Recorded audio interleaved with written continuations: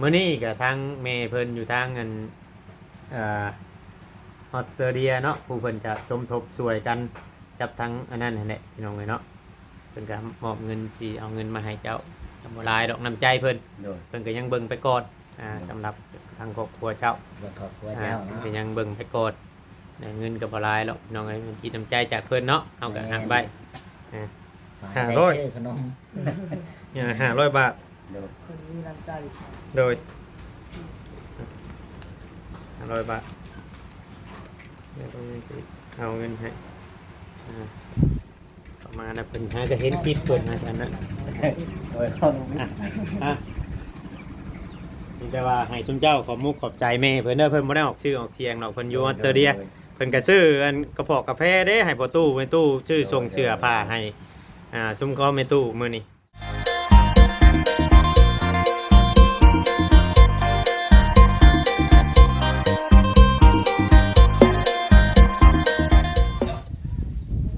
กับทักทายสบายดีพ่อแม่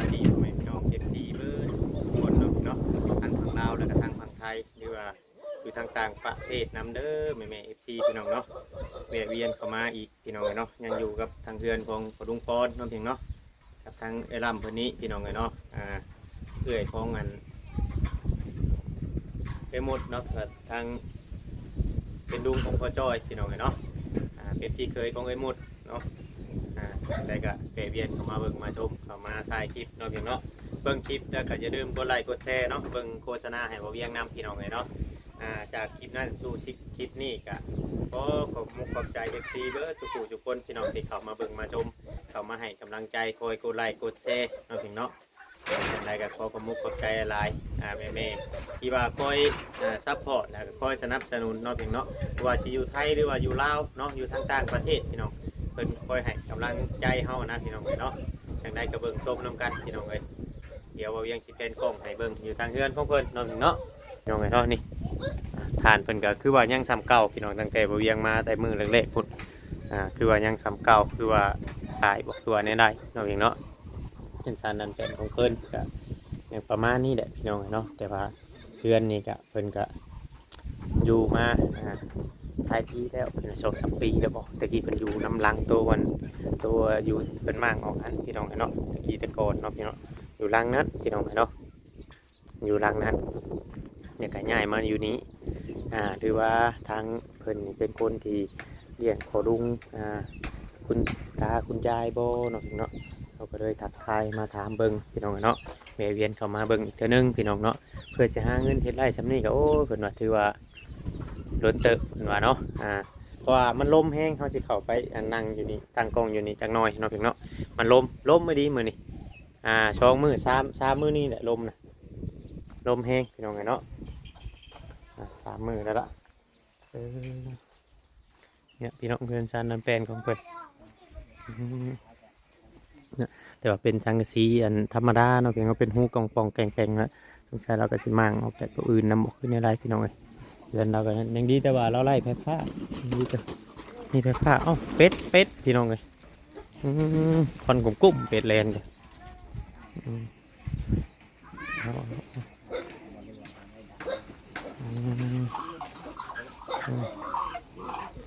อ๋อมาหามกินนมบ่เปิดไปนั่งข้างนั่งก็ได้กินนมแล้วจังเอามาก็ได้ยังบ่ยานมเนาะจักปีแล้วยังบ่ยานมโอ้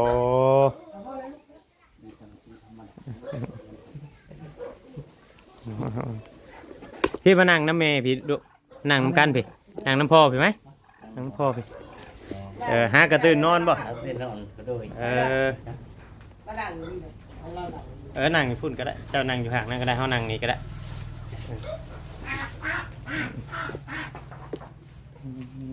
แมวก็นอนอยู่ในตู้ด้วยเนาะมันบ่มีแนวอัดเนาะตู้แล้วมันแตกตู้ห้างมันบ่มีแนวอัดก็ห้างห้างเนี่ยบ่เท่าทัดด้วยเบิ่งบ่ได้แล้วมานั่งน้ำกันก็ได้ก็ละคิดว่าเท่าทัดยังเบิ่งได้อยู่เบิ่งบ่ได้เนาะเบิ่งบ่ได้ขึ้นมานั่งน้ำแม่วะล่ะ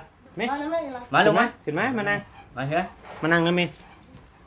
นั่งน้ำกัน นั่งเฮียงกันมันจังเห็นมานั่งข้างหน้าแม่มันจังเห็นเบิดทุกคนไปมันบ่เห็นเบิดเด้อืม เจ้าเรียนเลย ไล่อยู่หรอกไล่อยู่ทำก็ได้ ลูกสามแล้วเนาะ จะคนลูกทั้งเบิดทั้งมวล คนโดย 4 คน โดยคอย โอ้ ชื่อว่าลูกสาม เจ้ามาสั่งครอบสั่งครัวอยู่พี่ได้หลายปีแล้วบ่ ได้15 ปีเลย 15 ปีนี้ โดย โอ้เจ้าอยู่ใช้ทำบิดทำบ่วันเกิดจ้ะ อยู่ที่นู่น อยู่บ้านเชนวน โดย เดี๋ยวทางเซบังเฮียงบ่ โดยทางนั้นเนาะบ้านหยังอันชื่อบ้าน ที่นู่นเลย เชนวนโดยตรงเลย โดย อืมตะกี้แต่ก่อนอยู่ใช้มาอยู่นี่รับเลขมาอยู่นี่อยู่ใช้ อยู่กรุงเทพหรอ ไปเอากันอยู่กรุงเทพคุณบ่ โดย อ๋อพ่อกันอยู่กรุงเทพเอากันอยู่กรุงเทพ โดย เดี๋ยวมาอยู่น้ำพ่อเฒ่าไม่เฒ่าบ่ โดย โอ้มาอยู่น้ำพ่อเฒ่าไม่เฒ่ายังอยู่เพื่อนหลังนั้น โดย อืมวันนี้พ่อเฒ่าไม่เฒ่าเพิ่นมีเพื่อนน่ะเพิ่นย้ายเขาพูดน่ะชุมเจ้าอยู่หัน โดย วันนี้ย้ายมาเฮ็ดอยู่นี่จักปีบัด 3 ปี 3 ปีนี้ โดย อืมเฮ็ดเองบ่คือว่าเนี่ยไร ก็เองและโบเว้นและก็ไว้เลยนะ อ๋อก่อเองเนาะ โดย ม เฮ็ดเอง เฮ็ดเองก่อเอง โดย อืม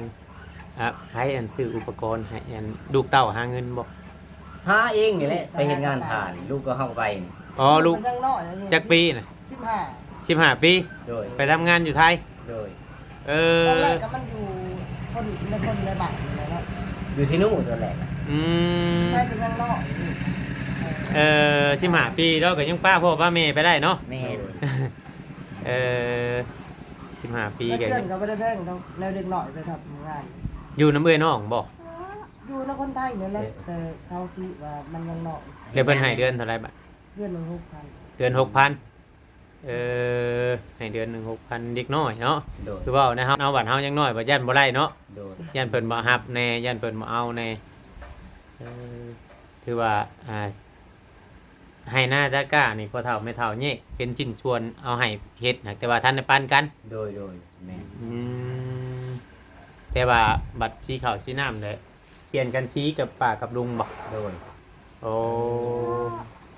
บ่เฮา โดย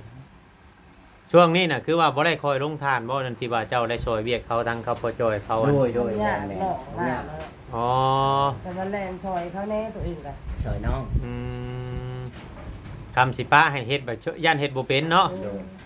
ย่านเฮ็ดบ่เป็น กันก็บ่ได้บ่มีผู้ซอยมันก็ เออเพราะว่าเรามาแต่ละเทื่อเราก็บ่ได้เล่นใช้ปืนมีแต่เล่นใช้เจ้านี่ โดยแม่ เออที่ว่าตัวนั่นว่าเพิ่นมายืมเงินก็มายืมน้ำเจ้านี่บอก โดยแม่ โอ้บ่มีก็จำเป็นได้ข้อให้ได้เนาะ โดย500,000ล่ะ เออบ่มีก็จำเป็นได้ข้อให้เพราะว่าน้อง น้อยและเงินขายทานนี่แหละ ขายเสร็จแล้วเนาะ ท่านคือว่าเฮาเห็นมื้อนั้นคือซ้ำนี่ยังบ่ได้ขายคือบ่ตั้งแต่ขาชุมเฮาเข้ามา ขายไปเรื่อยๆเขามาซื้อเลยขาย เทื่อหน่อยเทื่อไร ขายแต่ละน้อย เขาบ่ได้ยุกบ่ โดย อืม สงสัยขายทีละสี่ สิบ ห้า ส ส อ อบ บ10สอบ สอบหนึ่งก็ขาย เดือนละสอบหนึ่งก็ขายกำมาซื้อ อ๋อ สอบหนึ่งก็ขาย เนาะ โดย อืมโดยคือว่าเพราะว่าเป็นเฮ็ดแบบตั้งไว้เฮือนเนี่ยบ่ได้หาโลกขายคือบ้านเฮาเด้บ้านเฮาพวกเขาเฮ็ดลายบัดเขาสิแก้ไปหาโลกขายตามเซนูมาหยังนี่เขาเอาบง100โซะบง50โซะนั่น ใส่รถไถไปเนาะอันนี้ป้าไว้ คิดว่าสิประมาณจังมื้อจังสิได้เอาเวียกเพิ่น มือนี้ทุกไซส์แล้วอยู่มีพาย อืม สังสีมาพร้อมแล้วก็มุ่งเลยแหละ อืมมื้อนี้เพิ่นบ่ได้เข้ามาได้เพิ่นบอกเฮาได้ โดย เพิ่นบ่ได้เข้ามาเพิ่นยังอยู่เมืองชนผู้เดียวนี่มาบ่ทันเพิ่นพามารับลูกเพิ่นเต็มเฮียนอีกเนาะ แม่ โดย เมื่อวานนี่เพิ่นบ่ได้นั่นเพิ่นบ่ได้ติดเวียกปานใดแล้วเพิ่นได้มาทันเด้ โดย ค่ำบ่แล้วมาฮอดวาน ทำที่ว่าได้ยินคุณเซตมาหาอยู่อะตอนบ่าย มื้อนี้ โดย บ่ยังเข้าบ่ฮอดหรอกเฮาถามเลยผมอะ ได้ยินคุณเซตมาหานะบ่าวว่าตอนบ่ายเขาแล้ว เพราะว่าตอนนี้เรายังอยู่เมืองชนนี่ถ้าเรามาพี่นี่ถ้าโรงเรียนซิโนเขาปิดนี่เราสิบ่ทัน โดยแม่ แบบมากับเฮามื้อนั้นแหละเพื่อเฮากลับเมื่อก็ยังฮอดจนค่ำ โดยยันมืออื่นมาแล้ว มื้ออื่น โดย บืนตอนเช้า ผู้นี้แหละเฮ็ดหลังคาแล้ว จะเฮ็ดโครงไว้ถ่าเนาะ โดย โครงไว้ถ่า ผู้เลยสิแก ผู้เลย แป๊บเดียวช่วยกันจับเนาะ โดย คนละน้อย ผู้ซอยก็ได้เฮ็ดอะไรผู้ซอย อืม ซอยก่อนซอยกันก่อน เดี๋ เฮ็ ยว ดเดือนแล้วก็ไปหาเฮ็ดทานบัดนี้หาตัดเอามาเองเห็นมีจักบัดนี้ อ๋อเลยอืม เขาของหมู่กันเนาะแบ่ง เขา กั ของหมู่ก็แบ่งกันครึ่ง สมาเฮ็ดให้หมู่แหน่มันบ่ได้หลาย เลย นี่ คำว่ามีเครื่องใช้เครื่องมือมันยังนี่แม่นหาเอง โดย หาเองนี่มันสิได้แน่เนาะ โดย เพราะว่าเฮาบ่ได้แบ่งไผอันนี้บ่แบ่งคนครึ่งเลยติ โดยเป็นคนครึ่ง กระโชกเพิ่นชื่อให้เฮาบ่ กระสอบก็ ซื้อเองนี่แหละ เออเพิ่นชื่อเองอันนั้นเจ้าชื่อเองแต่ว่าเพิ่นน่ะบ่ได้ชื่อหยังเชือกฟางมันหยังก็บ่ได้ชื่อ บ่ เอ คนไทย อ จะไม่ชื่อว่า โดย แต่ไม่นะเฮาไปแก้อีกบัดลงเฮาลงอีกควัดเฮาควัดอีกไล่คนครึ่งว่าก็คืออยู่ใกล้บ้านเฮาก็สิเอาให้อีดอกใหม่เนาะ เออพอได้ทานจูย้อนได้แบบ อืม หรือว่าบ่ได้อันนั้นหยังเลย แต่มีจักนั่นมีใหม่เพิ่นให้อยู่ใหม่ขอเพิ่น คือว่าบางบอนบางหยังก็เฮาคอได้เฮาคอซื้อได้มันเพิ่นเอาให้ได้นั่นเนาะ โดย พากันตัดแต่กี้แต่ก่อนนี่พากันผัวเมียนี่ไปหาเงินอยู่ไทยพุ่นติเฮ็ดงานหยังอยู่ไทย เจอกันน่ะมาเลยบ่ เจอกันแล้วก็แบบว่าอยู่ได้เดือนหนึ่งสองเดือนแล้วก็เอื่อยให้มา โอ้ ให้เพิ่นมีมาห้องมาขอ อืม ห้องขอแต่ ห้ ง องขอกับ แต่งนี่ยังบ่ได้แต่งไหน ห้อง ห้อง เขา ขอกับห้องเดียวบ่มีเงินน้องมา เจ้าบ่ได้มีเอ้ยน้องบ่จ้ะ มีแต่มันไกลนะ มันใกล้แต่ เพิ่น เขา บ่อยากมา เขาบ่มา โดย แล้วเจ้ามาขอผู้เดียวเลยขอเมียน รับเองเบิด เท่าไรขะรองจ้ะ แล้วน้องก็บ่ได้แต่ง บ่ได้แต่งแล้วบ่แพง น้อง บ่ได้ ก็ ดอ ส ก องล้าน 2 ล้าน เอ ตัว อ กินตัวหนึงนั่นแหละ แต่หางยังบ่ได้มีหยังให้บ่ โดยยังบ่มีเลย เอาว่าให้ในบ้านในบินนี่บ่ได้มีบ่ มีแล้วหมู แล้วก็ แล้ว หมูตัวหนึ่งได้มา หมู บอก ตัวหนึ่ง อ๋อหมูมอบให้เพิ่นหมูมอบให้ในบ้านเพราะเป็นที่เป็นของ เขาให้เพิ่นรู้จักใน แจ้ง บ้าน เพิ่นเนาะ โดย อืมแบบคือที่ว่าเฮาเว้ากันกับเขาพ่อจ้อยเป็นอย่างนี้เนาะ โดยแม่น ทางผัวก็บ่ได้มีหยังคันเว้าพอเพิ่นก็เสียแล้วก็แม่เพิ่นก็เฒ่าเลย โอ้ เสียเบิดแล้วพ่อแม่ พ่อแม่เสียไปแล้ว โดย อ่า ตอนที่เอากันน่ะ ยัง แม่ อยู่ น่ะยัง ยังอยู่แม่เนาะ แต่พอน่ะเสียแล้ว อ๋อ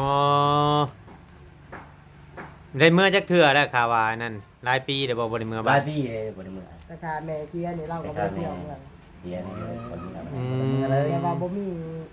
เพื่อนบ่มีซ่านแน่บ่มีมงอยู่บ่งเช้ามีแต่เพื่อนเอื้อย อืมบัดนี้นี่ทั้งคุณตาคุณยายทั้งพ่อตู้เพิ่นนี่ไผเป็นคนนั้นดูแลเราแท้ ดูแลนักศิลาไทยก็ ดูแลนำกันนี่แหละ ดูแลน้ำกัน โอ้เบิ่งนำกันหมดทุกคน โดย มีแต่ว่าผู้อันผู้หญิงผู้น้องหลาหมู่ฮันเนาะ โดย ที่ว่าอยู่กับแทบกับเราเนาะ โดย อ๋อโดย แล้ว โด ว่าย ข้าวน้ำแหละซุ่มคอยนะฮะแหละเฮ็ดแหละมันเบิดแหละเปลี่ยนกันไปซื้อให้เพิ่น อ๋อคือว่าอาทิตย์นี้เจ้าสี โดย สมมุติว่าบัตรเบิดอีกบรรณาแต่ผู้นี้สี โดย อ๋อ เฮ็ดหน้าก็แบ่งกันเฮ็ดคนเครื่อง อืม แนวบ่มีผู้อยู่เด้ ไปหากินหายากก็ได้เอาเมื่อให้เพิ่น อ๋อ เพื่อได้เงินขายทานหลายก็เอาไปให้เพิ่นละแสน2แสน อืม แบ่งเพิ่นให้ แบ่งเพิ่นใช่เนาะ เพราะเพิ่นได้ชื่อเนาะเพราะเพิ่นได้ใช้ได้จ่าย โดย อืมอืมอืมอืม ตามแต่ผู้จะมีเงินค้ำก็ถ้าบ่มีเฮาก็ยืนชมเฮาบ่มี อืม แล้วแต่ผู้เพิ่นมีเพิ่นก็ยืนได้แน่นอน เพิ่น โดย ผู้มีก็เพิ่นบ่อยากให้ก็ผิดไปเนาะ เดี๋ยวแต่เพิ่นแน่เนาะ แม่แต่เพิ่น เออคือทั้งพ่อทั้งแม่ก็แบบว่าบ่ได้ว่าสิว่าบักแวนเอาเนาะ โดย แล้วแต่ลูกเต้าสิให้คือเราก็บ่ได้ว่านั่นนี่สมมุติเข้าก็แค่ว่าเข้าเบิดได้เราบอกว่าเข้าเบิดได้เด้อสู้เอ้ยแบบนี้เนาะ โดย อ่าอืมอืม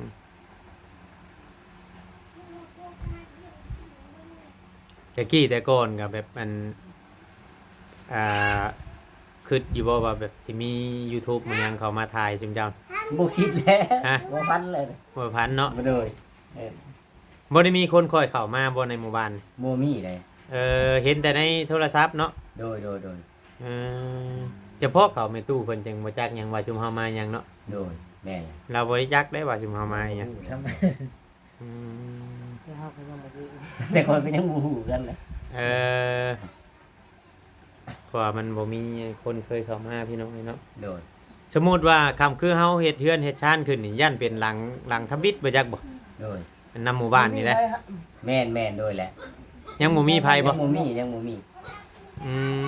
ม อันนี้ก็คือพ่อแม่เว้าแล้วจักอัน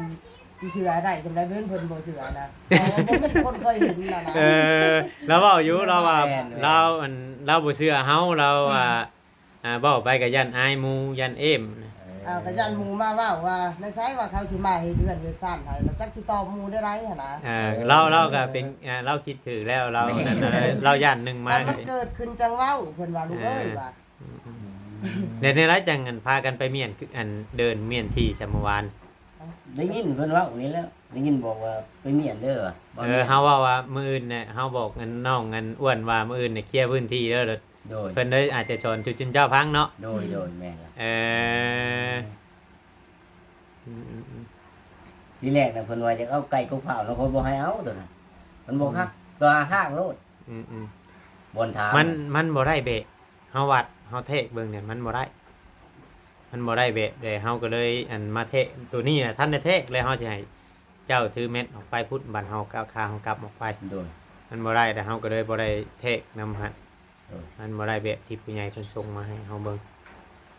เดี๋ยวสิเทคเบิ่งใหม่อีกมื้อนั้นเฮาเทคแล้วมื้อนี้เฮาบ่ได้เอาแมทมาได้ยังเอาแมทนำเจ้าให้เจ้าไปเทคเบิ่งอีกเทื่อ ไป นึง วัดใหม่เนาะไปแทงลงใหม่ เลยเราให้ฟังแล้วก็เลยพากันไปเก็บมามื้อเช้านี้จนตกใจคือเป็นแท้น้องอ้วนคือสิเฮ็ดผู้เดียวได้อันนี้ว่ะ ไปทำตายายโดดว่าซุมนั้นได้มาว่ามาซอยกัน4คน ตอแรกแหละเข้าไป ข่าวไปพระราเห็นอันนางอ้วนนะแล้วกับแม่ใหญ่นะเสียหยาอยู่ อืม มันบอกว่าให้เราหยุดว่าสิมาเฮ็ดให้ดอกแม่เอ้ยว่าเราก็เลยหยุด ตอนแรกเราเฮ็ดเอง ตอนแรกเราเฮ็ดเอง เพราะว่าซุมเจ้าก็บ่จักได้เนาะ โดย แต่บ่จักเด้ อืม ข่าวเมื่อประเด็นเสียหยาอยู่กระทึกอยู่กับน้อง อ๋อ ก็เลยสงสารเพิ่น โดย ก็เลยว่าบ่ให้เพิ่นเฮ็ดว่า อืม ให้หยุดซะแม่เอ้ยว่าสิมาเสียให้ดอกว่า อืม ค่ำแล้วเด้ ตอนนี้เห็นบอกง่ายๆว่าน้ำชาวบ้านชาวยังไงบางเทื่อที่เห็นชุมเฮาเข้ามาก็แบบว่ายังตื่นอยู่ยังเนาะ โดย ยังอาจจะยังตื่นอยู่ คุณเนี่ยฟังเบิ่งบัดอันถ้าว่าอุปกรณ์มันยังมาพุ่นเนี่ยเฮาจังสิได้ไปแจ้งทางในบ้านอีกเทื่อนึง แม่น สิได้เปิดโตกับเพิ่นเลยว่าปกติเฮาเข้าบ้านได้ก็เฮาจะคุยกับในบ้านอยู่แล้วนะ โดย แต่ว่าอันนี้มันยังบ่เป็นทางการปานใด โดย มาแบบมานํเขาพ่อจ้อยก็ว่าแม่นเนี่ยเนาะ แม่น มาพร้อมกันกับเพิ่นมือมาชงกันแหละมาพร้อมกันกับเพิ่นก็ว่าแม่นแหละพี่น้องเอ้ยมาบัดตอนแรกก็คือเว้าแหละทางไอ้หมุดตอนเราอยู่พุ่นเราก็เราอาจสิเมาแน่เราก็เว้าว่าบ่ได้ถึงขัดนี่หันนะ โดย บัดเฮามาเห็นตัวจริงเนี่ยมันบัดฉะนั้น แต่มันบ่แม่นเรื่องจริงมันก็ว่า ว่าเราบ่ได้ทุกข์ยากอย่างนั้นอันนี้หันนะ โดย บัดเฮามาเห็นบัดเห็นตาเห็นยายเราอยู่ห้องน้ำห้องหยังแล้วก็ทางผู้รักผู้ใหญ่เพิ่นก็เลยเพิ่นอยากช่วยอยากสงสารพี่น้องเอ้ยเนาะ โดย นี่แหละอันนี้คือว่าบุญวาสนาพี่น้องเนาะแต่ว่าก็คือทางครอบครัวของทางลุงทางยังทางอ้ายๆนี่ก็เบิ่งไปเรื่อยๆคะแนนว่ามีผู้ทาย โดย ผู้ใหญ่เพิ่นเบิ่งเองหรอกพอแค่ว่าเฮารู้เฮาขยัน โดย แม่น เฮารู้เฮาขยันเฮาเฮ็ดแบบนี้แหละแต่เดี๋ยวนี้ก็FC เพิ่นก็ยังว่าเด้ชุมเจ้าแต่งผ้าขาวผ้าน้ำให้ทีมงานกินเนาะมาเท่าไรก็แต่งหาผ้าขาวผ้าน้ำให้กินบางบ่อนเนี่ยบ่ได้มีอะไรอ้ายเอ้ย อันนี้เฮาก็เว้าแบบตรงๆเลยบางบ่อนน่ะเอาหันเอานี่ชุมเฮาเลย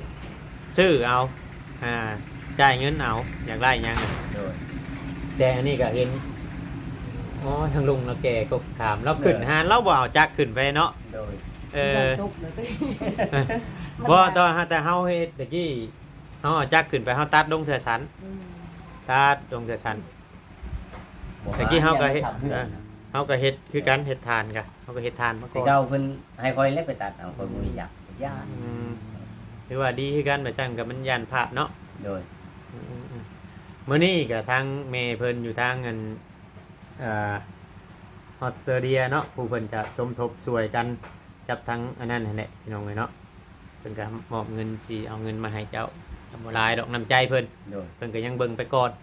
สำหรับทางครอบครัวเจ้า เบิ่งครอบครัว เพิ่ เจ้าน เนาะ ก็ยังเบิ่งไปก่อนได้เงินก็บ่หลายหรอกพี่น้องเอ้ยมันคิดน้ำใจจากเพิ่นเนาะเอาก็หักไป ขายได้ 500 ซื้อขนม 500 บาท โดย คนมีน้ำใจ โดย500 บาทเดี๋ยวเอาเงินให้ประมาณนะเพิ่นหาจะเห็นคลิปเพิ่นนะอันนั้น โดยเข้าลง นี่แต่ว่าให้ชุมเจ้าขอบมุกขอบใจแม่เพิ่นเด้อเพิ่นบ่ได้ออกชื่อออกเสียงดอกเพิ่นอยู่ออสเตรเลียเพิ่นก็ซื้ออันกระเพาะกาแฟเด้ให้พ่อตู้แม่ตู้ชื่อส่งเสื้อผ้าให้ซุมคอแม่ตู้มื้อนี้ก็อุดหนุนหลายอย่างอยู่นำแม่ตู้ทิปข้าวทิปน้ำเพิ่นก็ซื้อซอยมีแต่ว่าให้ชุมเจ้าขอบมุกขอบใจแม่เพิ่น ขอบคุณขอบใจ อวยพรให้เพิ่น บ่เป็นเนาะ เอาแบบคำอวยพรขอบมุกขอบใจเพิ่นนะ ขอบใจพ่อแม่ที่ช่วยเนาะขอให้เพิ่นสุขภาพแข็งแรงขอให้เพิ่นร่ำรวยต่อไปเนาะขอให้เพิ่นโชคดีขอให้มีแต่ความสุขเนาะ โดย เจริญ โดย ความเจ็บความไปในนี่โดย ทางไงล่ำเลยเว้าเบิ่งอยู่ ข้าวอันเดินอย่างนี้นะขอให้ชีวิตเจ้าก็มีแต่ความสุขความเจริญว้าวไป เดี๋ยวเฮาสิเว้าเด้อซะเด้อ ก็น้ำเล่าเท่า เราเมื่อกัน ก็ขอให้แม่อยู่ดีมีแห้งความเจ็บบ่ให้ได้ความไข้บ่ให้มีขอให้มีแต่ความสุขความเจริญเนาะในหน้าที่การงานปรารถนาสิ่งใดก็ขอให้สมความมุ่งมา่ปรารถนาเนาะทุกสิ่งทุกอย่างที่ว่าแม่ให้ทั้งเงินทางลุงของเงินเคยมุดหรือว่าทางลุงของพ่อจอยนี่ก็ขอให้กลับคืนสู่ตัวแม่100 เท่าพันเท่าเด้อเนาะสาธุ เอาพี่น้องเลยเนาะคลิปนี้ก็สิประมาณนี้แหละเดี๋ยวเวียงสีต่ออีกพี่นึงเนาะเพียงเนาะก็ยังจะมีเรื่องถ่ายไปอีกเรื่องหนึงสบายดีก่อนคลิปนี้ เจ้าสบาย โอ้ย ดี โดย